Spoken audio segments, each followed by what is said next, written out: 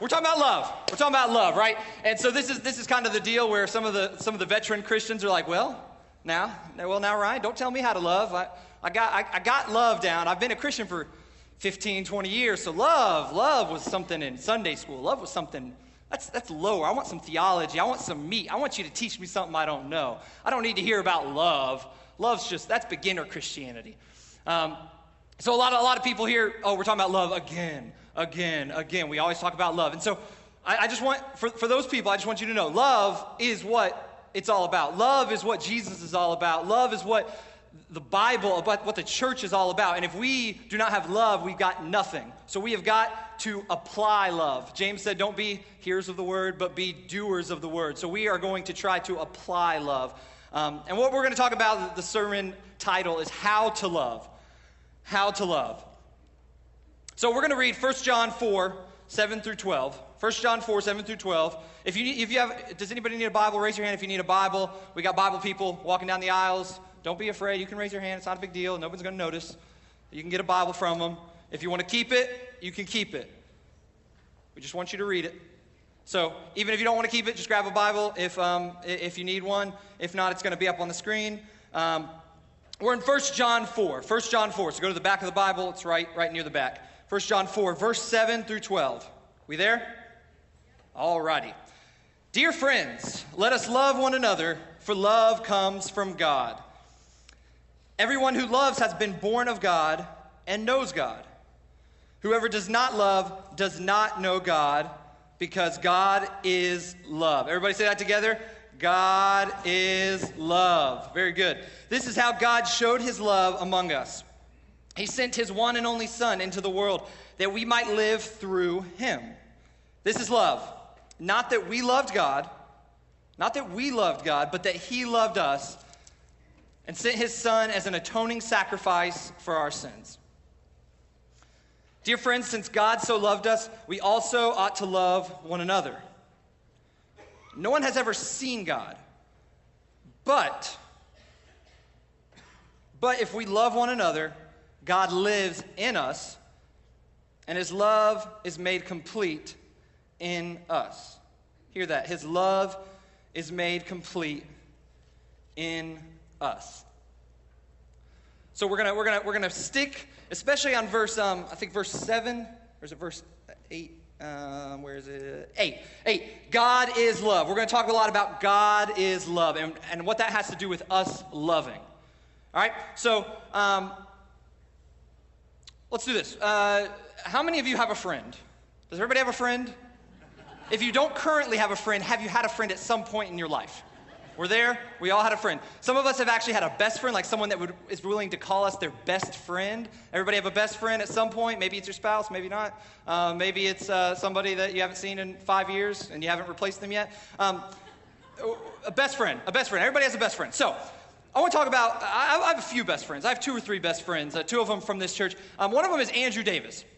And Andrew Davis, I think we have a picture. Oh, there we are. Andrew Davis is, y'all supposed to say, aw. Right? Okay. Now I feel like a little girl. We are great friends. We have been friends for a long time, for 12 years. And Andrew and Ashley are the ones that are in Costa Rica doing missions. They've been gone for about a year. They are coming back in December. I'm very excited. So we're talking about best friends. Andrew, the first time I met him, we kind of have like a weird friendship, a bromance, if you will. We really love each other a lot. Like when we see each other, we get really excited. We hug each other. We say, I love you. We're really passionate to each other in a totally heterosexual way. And we love each other a lot. And so we have grown very close over the years, right? And so any of y'all that have friends know what that's like, to grow close to someone over the years. You become more like them. Me and him, and also another friend of ours named Ryan Kinder, we all have our own language. We have this weird, we say these weird words and these weird things, and nobody else knows what we're talking about, but we know what we're talking about, and we think it's hilarious, and we can just give each other like the little eye signal, and we know that we're making fun of somebody, even though we're talking about love. I'm sorry. We shouldn't be making fun of somebody. So we become like each other, right? We become like each other. And the first time I met Andrew, we were driving down 3rd Street, and we lived here for like a week, and he was driving in his mom's minivan, Go Minivans, and they're awesome. And so we were driving in the minivan, and we were talking, and I barely knew him. I'm new to Jacksonville. This is kind of all crazy for me. And he starts talking to me like about everything that has ever happened to him, like all these weird, everything. Like he starts going really in depth, and I'm 15, so I was like, this is interesting. This is an interesting guy. I wonder how this is going to turn out. So he basically kind of goes on to tell me, yeah, I kind of have a best friend, but we're kind of on the outs, and it's not really best friends anymore. And, I'm kind of in the market for a new best friend, so I was wondering if maybe you're the guy, and I'm not really sure, but I think God's leading me to you. And I was like, okay, let's be friends. So over the years, we've grown very close together. We've become like each other very much.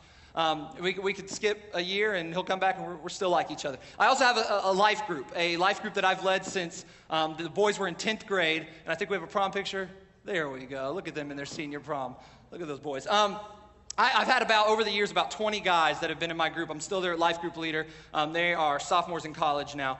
And me and the boys are kind of the same way that I am with my friends. We're very tight-knit. We're very close. We had a new guy come to group the other night, and I'm sure he was fearful for his life for the things that we talked about and the way we spoke to each other. But I hope he liked it. But we are very different. We have these weird mannerisms and these weird voices and these really stupid words and jokes, and we make up words, and people are like, you're a high schooler, Ryan. I'm like, I know. I hang out with high schoolers all the time. And so we've become like each other. They've become like me, for better, for worse. I've become kind of like them, for better, for worse. And so we have grown together, and we have grown like each other, right? We've grown like each other. So we grow like the people that we're around.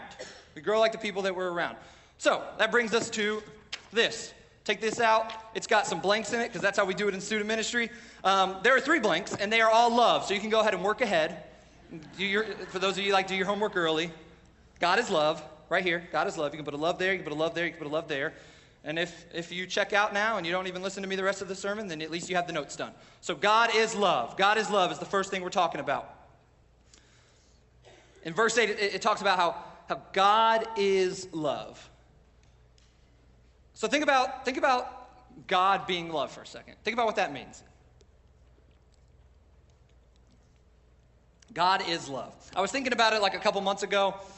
I was in one of those introspective moods where I just kind of think a lot about stuff, and I was thinking a lot about Jesus and his love. And I'm not just saying that, I really was. And so I was at Target, and I was walking into Target, and then as I was walking out, I was just thinking about, love was on the mind. Jesus was on the mind. I was thinking about what it looks like to be like Jesus, what it looks like to love. And so I started thinking, about what would Jesus do just in this situation? How can I love the people that I'm just walking past in the store, walking past as I leave? There's not a lot I can do, but I can love people. So as I was leaving, I see a little boy, and he's walking in with his mom, and I just wave to the little boy, and I say hi, and smile at him, and he gets excited, and he smiles and waves back, even though he doesn't know me, and his mom's probably creeped out, but it's kind of kids don't worry, but the parents are all like weird about it, so whatever.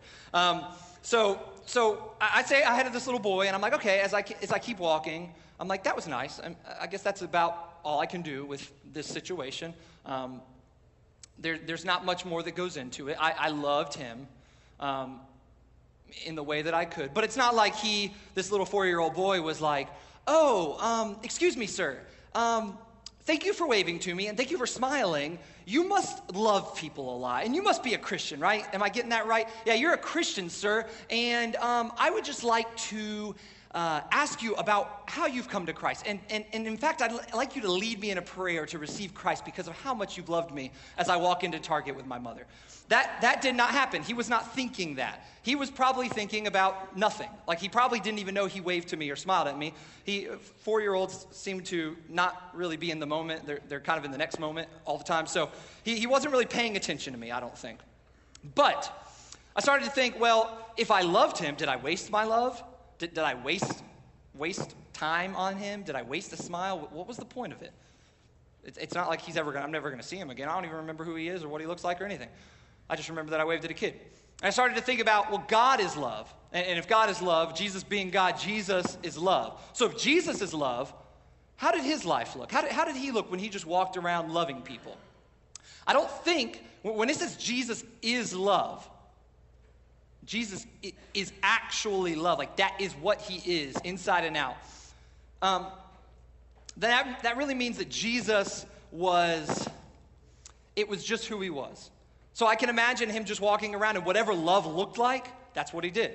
He didn't have an agenda. He wasn't going up to people thinking, well, if I talk to this crippled, maybe he'll ask me if I can help him, and then I'll tell him I can't give you money, but I can heal you, and then I'll heal him, and I'll heal him of his sins. Or if I go over to this house, if I go to a house that's just small enough, and I plan ahead, and I get enough people following me, well, then they're going to crowd in the house around me, and they're all going to be crowded around me, and then they're going to be banging down the doors to come inside. And then there's going to be some friends, and then these friends are going to bring their friend, and they're going to lower him down through the roof after they cut a hole through it. They're going to put him before me. I'm going to heal him, and I'm going to forgive him of his sins, and he'll go to heaven. I don't think he thought along those lines. I think that he just loved.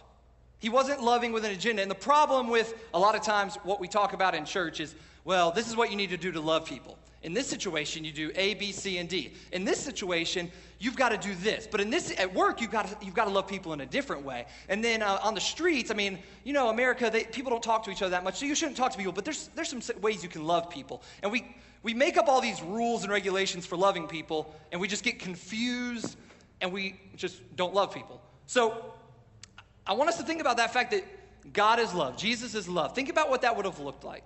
Think about how he just would have walked around and he would have just loved people without an agenda. He wouldn't have been trying to come up with something a lot of times like we do. So God is love. The next part, the more time you spend with God, the more you will love like him. The more time you spend with God, the more you will love like him. So remember, we talk about the best friends. You become who you hang out with. So God is love. And if we spend more time with him, we will begin to love like him. I'm really into sports. I love basketball. And I know basketball is not the biggest sport around here because we're like, oh, go football. Yeah, go Jags. They're terrible, but we still cheer and skip church to go watch them. I don't know why. And I spend all my money on a hot dog and whatever. I'm not mad. But we don't really like basketball, but I like basketball. So basketball is a great sport. It is an amazing thing, and I have a favorite player, and not many people like him. Well, a lot of people like him, but a lot of people don't really like him. His teammates don't seem to like him very much. A lot of people he's not their favorite person. It's Kobe Bryant. My favorite basketball player is Kobe Bryant. He's an amazing athlete. He's an incredible basketball player. He's insane to watch. I just love watching him play. And so Kobe Bryant is obsessed with basketball.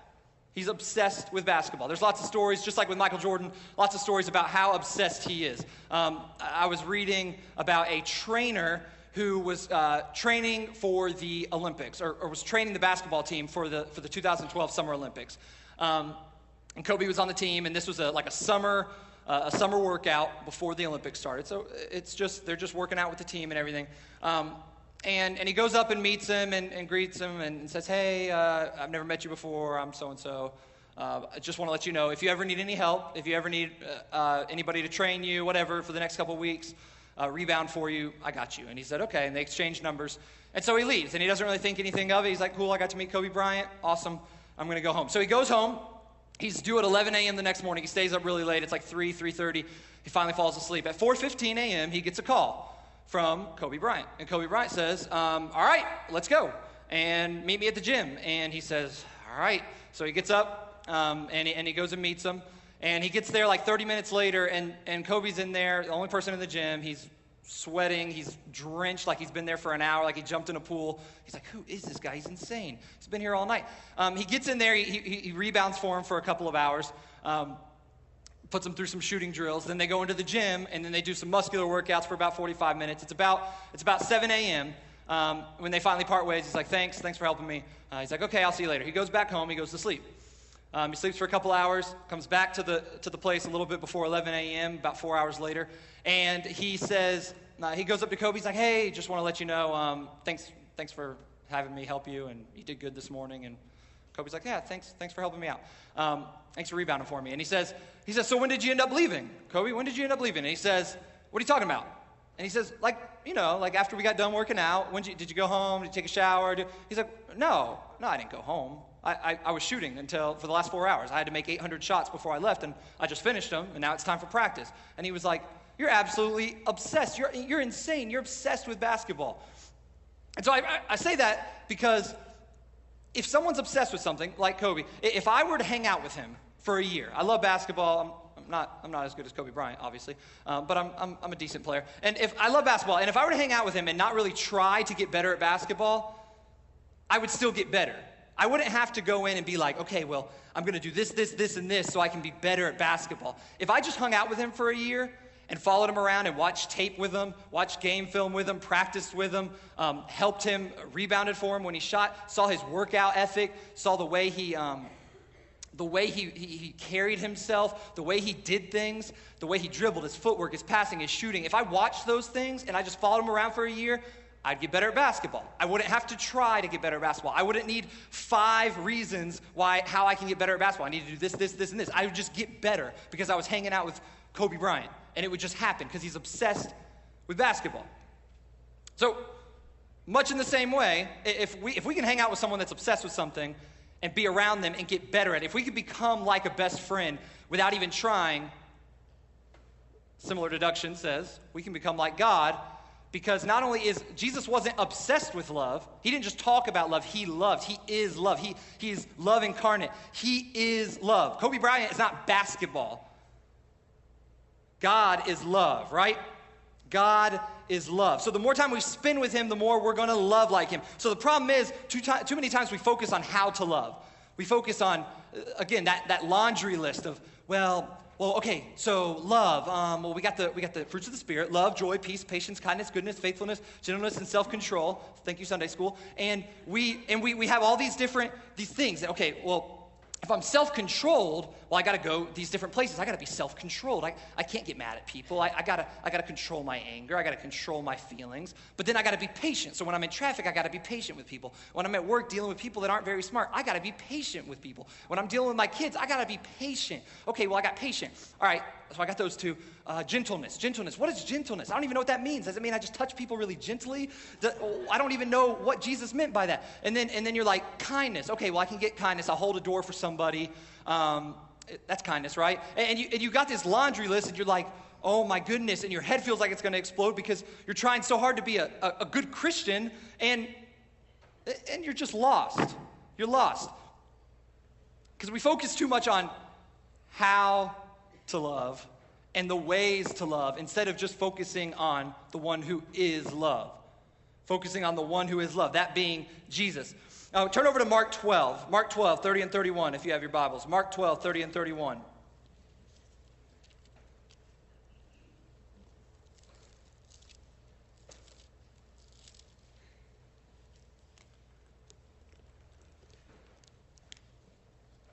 One of the teachers of the law comes up to Jesus and says, hey, Jesus, what's the greatest commandment?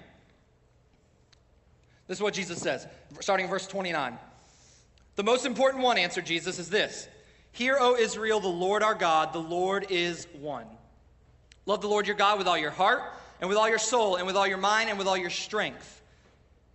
The second is like this: love your neighbor as yourself. There is no commandment greater than these. So he said, has become coined by churches all over the place. Love God, love people is essentially what he says. He says all the commandments can be wrapped up into this. In fact, a lot of theologians say that the 10 commandments were set up into two different groups of 5. There was the loving God side. Don't put idols in front of them. Don't take the Lord's name in vain. That kind of stuff. And then there was the loving people side. Do not covet. Do not steal. Do not murder. Do not commit adultery. That kind of thing. So he literally was answering the question of all of the commandments can be wrapped up in love God with everything you got and love people. And notice, I don't think the Bible does things by accident. And a lot of times we just read through a scripture and we're like, okay, cool, he told me to love God, love people. We don't notice the way he said it. A lot can be taken from the chronological order of the way things are said. He says, love God, and then love people. It's almost as if he's saying, if you love God with everything you have, you're just going to love people. And a lot of problems that the church runs into, a lot of problems that Christians run into in the world, in the media, in other parts of the world is, you say you love God, but you don't really act like it. And they call that a hypocrite. The biggest criticism of the church. And whether it's fair or not fair, people will say that because we value love, right? We say love is so important. We love God so much, and then you treat people like crap, and you wonder why people don't believe you that you love God. Jesus didn't say, well, okay, go love some people, and here's all the rules to do that, and then love me some. He says, love God, and then you will love people. It will just happen. But first you have to love God. You can't just make up a list and say, well, if I do all these things, then I'll be a really good person and God will be impressed. No, you have to love people. You have to stop trying so hard to do all these other things. And it's impossible to love like Jesus. Let's just put that out there. And that's a good thing. It's impossible to love like Jesus, which means that we cannot ever attain it. So there's always something to work towards. So nobody can sit here and say, well, I got love under control, because there's always something to work towards. But we can have access to the one who is love. And a lot of times we don't think about that. A lot of times when we're praying and we're like, thanks God, all right, I'm going to sleep. But we don't really think about we are spending time with the one who is love. And you can love people, don't get me wrong, you can love people without God. But you can't love like God without experiencing the love of Christ. You can't do it. You can be really nice, you can love people, but at some point it's going to run out. Have y'all ever had those days where you're at home and you're just like, or you're out and about and you're just like, gosh, I don't want to deal with anybody today. I don't want to talk to anybody. And maybe it's Monday. Maybe you had a really nice experience and you raised your hand in worship and a tear came down your cheek and you were like, man, I'm ready to go be super Christian. But what really happens is that the next day you're like, gosh, I hate the world. I hate everybody in it. I don't want to talk to anybody. I don't want to talk to my kids. I don't want to talk to my wife. I don't want to talk to my sisters. I don't want to talk to my brothers. I don't want to talk to my friends. I don't want to talk to my coworkers. I just want to go home and go to sleep, and then maybe tomorrow I'll wake up and I'll feel better. That is what happens when we try to love by ourselves. We run out. We just quit. We get tired of it. And we have to find a way to love like Jesus, and it doesn't happen without Jesus. In verse 10 of 1 John, the 1 John passage, it says, we love because he first loved us. We love out of the overflow of Jesus loving us. We can't just keep loving and loving and loving and pouring out without something pouring into our lives. We don't just love because Jesus said, go love. We love because he loved us first. He set an example for us. That's the whole thing with Servant Church. He set an example for us to serve and he told us to go and do likewise. So last verse we're going to look at, Luke 7:47. Luke 7:47. Now, this is the deal where the prostitute or the woman that, I don't know, was sinful for whatever reason, she comes into the dinner with Jesus and the Pharisees, and she's like touching on Jesus and washing his feet and pouring perfume on his head and kissing his feet and all that stuff. She's crying. And we'll skip ahead to verse 40. Luke 7, verse 40. The Pharisee asks, in 39, the Pharisee says, if this man were a prophet, he would know who is touching him and what kind of woman she is, that she is a sinner. And then Jesus answers him, Simon, I have something to tell you. Tell me, teacher. 2 men owed money to a certain moneylender. One owed him 500 denarii, and the other 50. So denarius was about a day's wage. So one owed like more than a year's of wages. One owed about a month or two. But neither of them could pay him back. Neither could pay him back. So he canceled the debts of both. He forgave the debts of both. Jesus asked, now which of them will love him more? Notice he doesn't say like him more. Notice he doesn't say serve him more. He says, which one will love the banker more?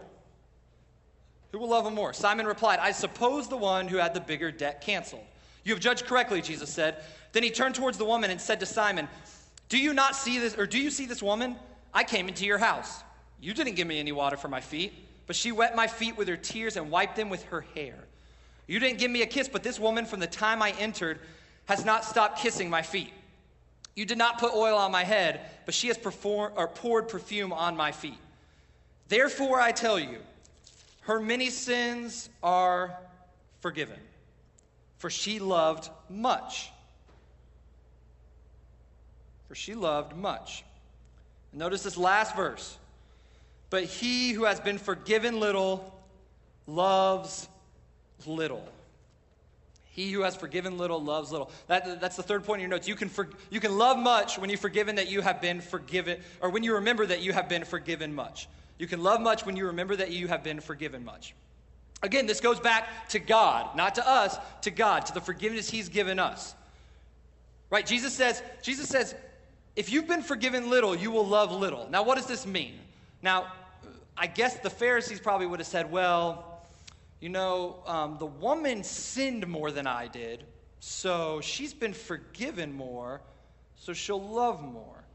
And this is what they probably would have thought. This is what we sometimes think. Oh, well, that person that has all the tattoos and came from a bad background, well, they've been forgiven a lot. Now, I came from a good family. I just got forgiven for a few things I did. There were just a couple little things along the way. I tripped a couple times, and I haven't been forgiven as much as them. So I can understand why they've come to that's not what he's saying. He's saying she has been forgiven much. This has nothing to do with her. We have all been forgiven. We've all fallen short of the glory of God. We've all been forgiven for everything we've done when we give our lives to Christ. There is no difference. And people who have not given their lives to Christ, they have that same opportunity for the same forgiveness that we've been given. So if we've all been given the same forgiveness, how can Jesus say, well, if you have been forgiven little, you love little? What he's saying is, how do you perceive your forgiveness? How do you perceive your forgiveness? Are you holier than thou? Are you self-righteous? Are you the person that's saying, well, not much has really gone wrong in my life. I'm a pretty good person, and I got it all together, and blah, blah, blah, blah, blah. That's where he's saying, you obviously don't think you've been forgiven very much. And since you don't think you've been forgiven very much, you're probably not going to love very much because you really don't have much gratefulness. You really don't, you don't really feel like you owe anything to Jesus. You don't feel like anything overflowing out of your heart. You just feel like you've got it all together, like it's all about you, like you've done the good works. And when that happens, you're not going to love very much. But what he's saying about this woman is she knows she has been forgiven much. She recognizes the forgiveness. She recognizes what had to happen for a woman of her stature to be in a rabbi's place and him not throw her out, him not put her to death, for him to love her and him to forgive her. And the other thing that we do is that as Christians, we either don't spend enough time with Jesus, and thus we do not love like Jesus, or we just forget about Jesus. We forget what he's done.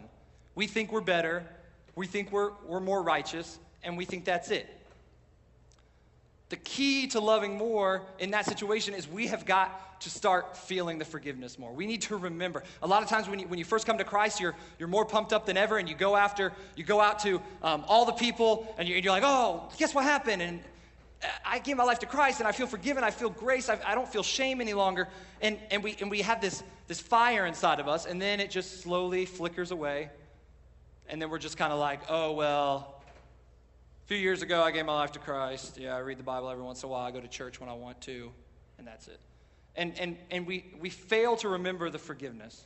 We fail to remember that it has not changed. We are continuing to be forgiven. Jesus knew what we were going to do after we gave our lives to Christ, and he still forgave us. He knew what we would do for the next 60 years of our life, and he still forgave us in the moment. It wasn't just about the past, it was about the future. He knew what was going to happen. He knew we were going to keep messing up, and keep messing up, and keep messing up, and keep asking for forgiveness, and keep asking for forgiveness, and he still forgave us. He still loved us. How does that happen? When we forgive people, we just forgive them for what they did. We don't know what they're going to do. He knew what we were going to do, and he continued to forgive, and yet we act like we're not being forgiven every day. We act like we're not being loved every day, and we leave the things he's given us behind, and we just go off and do our own thing. It's just like, well, I got eternity covered. Well, now I'm just going to kind of chill for the rest of my life and do whatever I want. We have to think about how much we've been forgiven. Again, it all goes back to Jesus. So as the band comes back up, we're going to kind of talk about a response.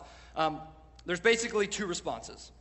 Either you are a believer, you've given your life to Christ, you love Jesus with everything you got, you really do, you're committed to Christ, but you know you have a ways to go on loving. Or maybe in the past, I don't know, a certain amount of time, you haven't been loving the way you should have. You haven't been doing, loving out of the overflow of your heart. And so what you gotta think about is, Am I spending any time with God? And I'm not talking about a little dry, oh, well, I read my psalm today, and I said, thank you, Jesus, for my food, and so, man, he's gonna really make me love now. No, I'm talking about spending time with Jesus.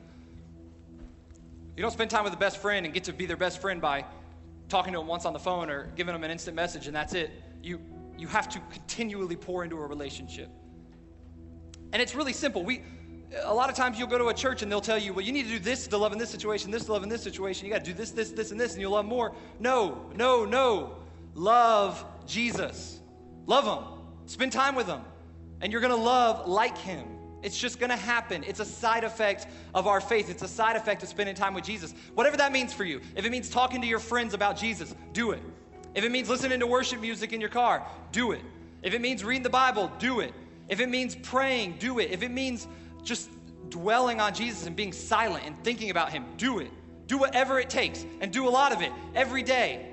Remember Jesus, love Jesus, spend time with Jesus. You will become more like him.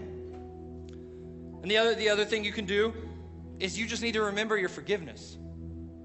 Maybe you need to sit down and think about what you've done over the past week. Reflect on what you've done and think about, man, I really have messed up more than I thought I did. And not to make you feel bad, not to shame you, not to guilt you, but to just make you cognizant of the fact that you're not all that. You're not all put together. You need Jesus still. Because if you start to do that and you become more grateful and you become more, that idea of being more forgiven, then you're going to love more. And then there's some people in here, and in a room this size, there are people in here that have not given their lives to Christ. That's just probably a statistic. If there are people that have not experienced the love of Christ. It is not possible to love with the love of Christ if you have not experienced the love of Christ. You can be nice, you can love people, but you can't love people with the agape, one-way, unconditional love that Christ has given us. You can't do it. How can you give something you haven't experienced? So we're just gonna all bow our heads, close our eyes. We're gonna do something, I don't know, we do it sometimes, but I want us to be honest with ourselves. We're going to pray, and I'm just going to give you an opportunity to kind of respond in a tangible way. So we're going to do everybody's eyes down, closed, and just kind of thinking about the fact that Jesus is love, that Jesus has loved us. And we're just going to say a prayer together, kind of do work with God. Dear Heavenly Father, we thank you for the opportunity to come before you. We thank you for your love, for your forgiveness. Right now, there's a lot of people in this room that love you, that have given their lives to you. Their eternity is sealed. Their lives have been changed. Their eternities have been changed. But we're probably falling a little bit short.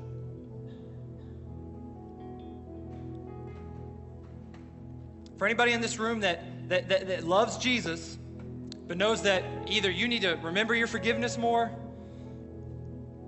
or you need to spend some more time with God, spend some more time with Jesus. I want the believers in this room that know that and really want to do that, to dwell on the forgiveness, to dwell on Jesus, to spend time with Jesus so they can love. Just slip up your hand. Just tell Jesus, I want to do this. I don't want to just do church. I want to be the church. I want to spend time with you. And put your hands down. Thank you. And then the other group of people in this room, there are people that have not given their lives to Christ. They've not confessed with their mouth and believed in their heart that Jesus is Lord. That his forgiveness and his sacrifice has already happened, but I have not accepted it yet. And they have not accepted it yet.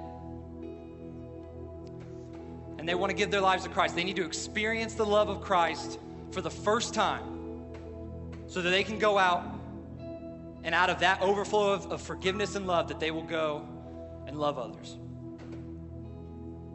If that's you in this moment, if you want to slip up your hand and say, I want to give my life to Christ, we're just gonna pray a quick prayer, and you can just repeat after me or whatever. If that's you, just raise your hand. Raise your hand.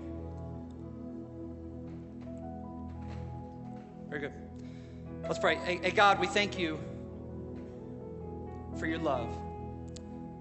Lord, I love you, and I'm yours. I give my life to you. I know I've messed up. I know I need forgiveness. I know I need love. I know that you are the Son of God and that you sacrificed your life for me, and you raised again for the forgiveness of sins. I'm yours. I give my life to you.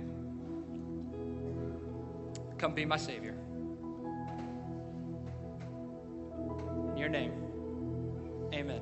Hey, as we stand up to worship, I want y'all to know, the altars, obviously, they're open. They're always open. They're here for a reason. It's not because it's a holy spot. It's not because it makes you a more righteous Christian, but every week I see a few hundred people in the audience and or in the crowd or whatever you want to call it, and 10 people come down here. And it's not that this is going to make you more holy, but this is an area where you put yourself on your knees in submission to Christ, showing him physically, you are the Lord of my life, like a knight bowing down before his king. And a lot of times we think, oh, well, that's for the good Christian. No, this is for Christians. This is for people that are forgiven. So please, whatever you have, don't worry about whoever's around you. As we stand up and as we worship, just come down here. Spend some time with Jesus. If you need someone to pray over you, raise your hand. We got staff on the front row that'll pray with you. I'll pray with you. And spend time with Jesus. When you get into that position of prayer, of submission, a lot of times it can change some things. It can change some things in the way you're thinking. So everybody just rise together as we worship.